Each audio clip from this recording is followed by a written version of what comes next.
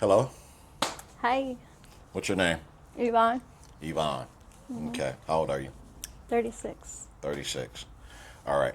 There's a little bit of backdrop and context to the story.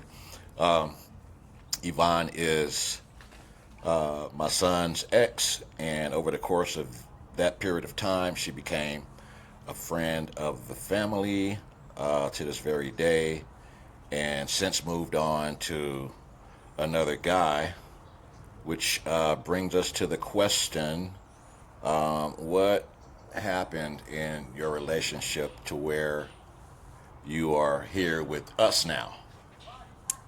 Basically, what I was doing in my relationship, it was trying to be more like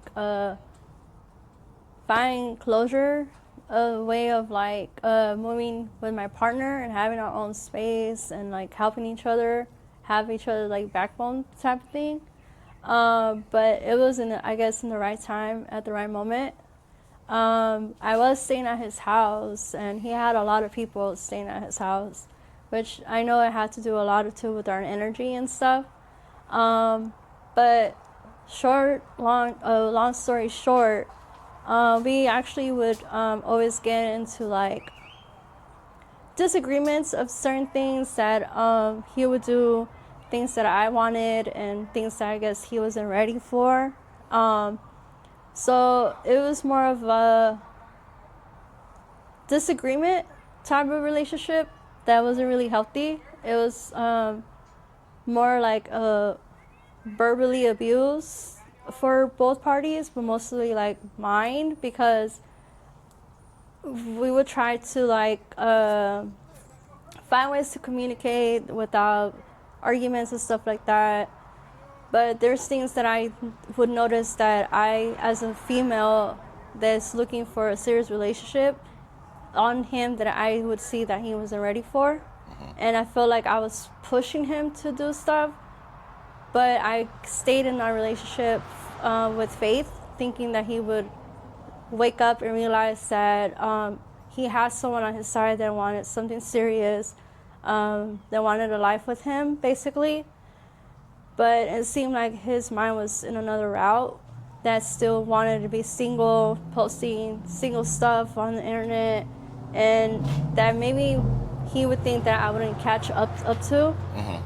So what led me here again was the last argument we had, which was a little bit physically, and for me now it's more of another trauma stuck in my life, Okay. because So, this last time, which was a few days ago, right? He locked you out the house, kind of basically put you out.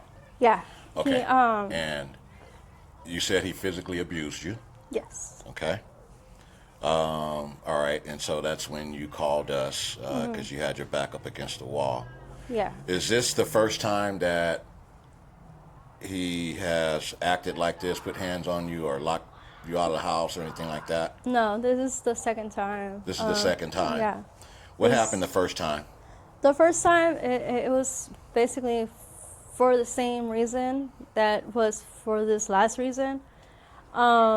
We got into another argument because obviously me as a female, we want to go through our men's phone and see like what is it that they're hiding and stuff like that, or like why is it that they're hiding us from the public. Um, so it led to What? I don't mean to another cut you off, but what made you want to go through his phone. his phone? Yeah. Did you have like Just some kind of feeling or something? yeah, I had a feeling that he is entertaining other females, just sort of because of the reason that we would hardly even go out together or do any couple stuff, like um, just things that I would peep as a female, and as the instincts that us females have. Um, it just led me to ask him constantly, to ask him like to let me see what was on his phone, but he always denied letting me see his phone and stuff Okay, and like that that. made you kind of suspicious. Yeah. Okay, got you. Okay, so getting back to that second time that you had that issue, what happened in that situation? So it Was happened the same thing. sa- Like, yeah, it okay, happened like I asked him to let me see his phone and, just show me like to just basically get me out of my denial and kind of just show me that I was wrong about my instincts, you know. But he would always try to flip it off on me and stuff like that. And I actually did slap him. I'm not gonna say I didn't. I slapped him. He got up. He was trying to calm me down, but we were both like in a really hot, super situation where it triggered to him pinning me down to the ground to the point where I was literally passing out. Physically abused you until you were Unconscious. almost passing out. Okay. Yeah. All right. So that's got to be traumatic. However, you know, it's not right to put your hands on anybody else either. You know what I mean? Because all that does is open. It just opens up a box. You know what I mean? Yeah. And then once he does that, I mean, it something that can become a habit. You know what I mean? So. I mean, it's not right for him to respond in that way, but at the same time, it's not right for you to even initiate that. You know what I mean? And so, yeah. But anyway, so this is the second time that he's put you out, and this is the second time you've kind of had to, come back to us. So. Anyway, I guess your plan now is, hopefully, is what I've been telling you for a while, is to focus on yourself, and get yourself together where you don't have to, rely so much on men, because you do have, from what I've seen, a bad choice in men. The men that you seem to gravitate toward are just not good quality men, Yeah. And this is the reason why I believe you get so to a point where you want to lash out, like you did, because you're not being fulfilled or satisfied the way you want to be Yeah. in a mature way, So hopefully that's the way that this goes this time. But I want to ask you, though, what was your childhood like growing up? Not great. Not good. In what way?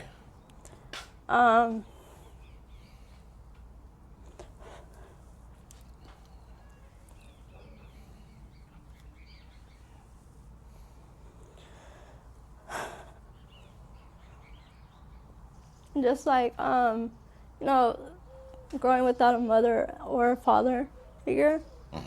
So I guess it has a lot to do also with men that I pick in my life, which I pick up and I understand why I picked those type of men. But yeah, my childhood was in as Okay. like like every other child's life should be.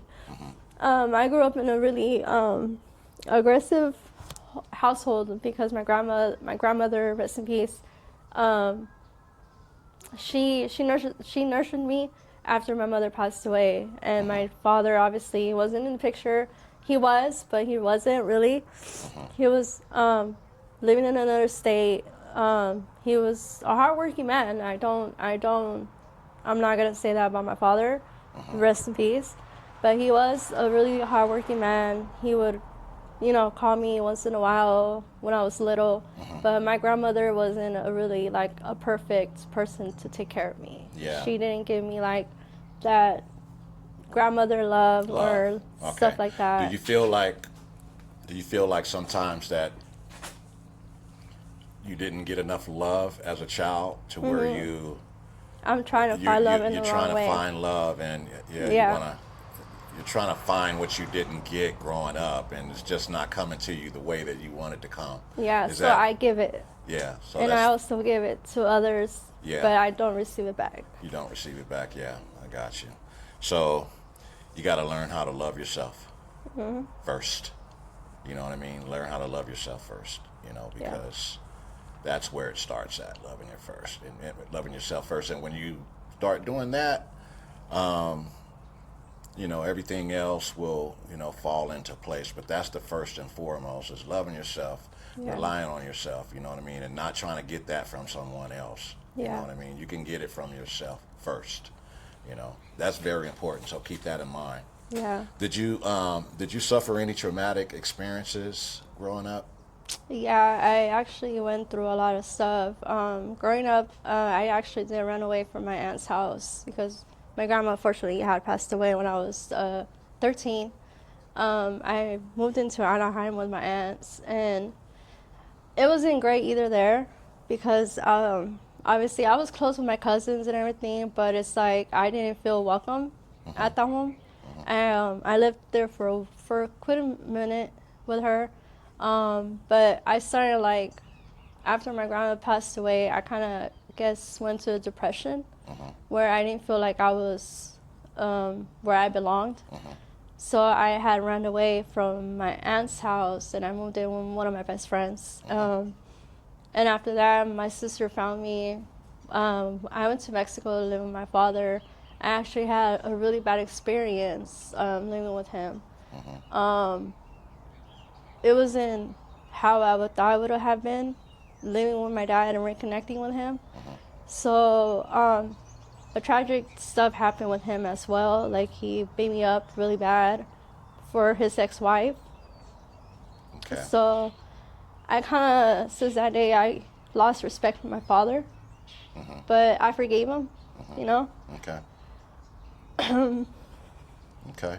Well, all those things, can affect your present life, things in the past like that. And so, yeah, I think you just have to forgive, Yeah. I think you have to forgive in your heart because Yeah, if you, I you forgave my for, dad. okay, Yeah, that's good, I 'cause- forgave him. He never yeah. asked me for forgiveness, but But you I forgave forgave him. him. Okay, good Yeah. for you because that takes the Yeah. pressure off of you. You know what I mean? So anyway, this video is getting very long. We could probably go on with this, but Yeah. I'm gonna probably have to cut it short. But anyway, yeah, you just try to do the best you can. Try not to focus on any other guys right now until Yeah. you get yourself established, okay? To the point where you don't have to too much be so codependent and rely on another guy because obviously, nowadays a lot of guys just aren't the same quality as they used to be a long time ago when it comes to traditionally looking after a woman, you know what I mean? And so in that case, I'm just Gotta sip it up. I'm spitting a little I'm opening up a can of game on you, and I hope you get wet. I will. All right. Anyway, you take care. Okay. I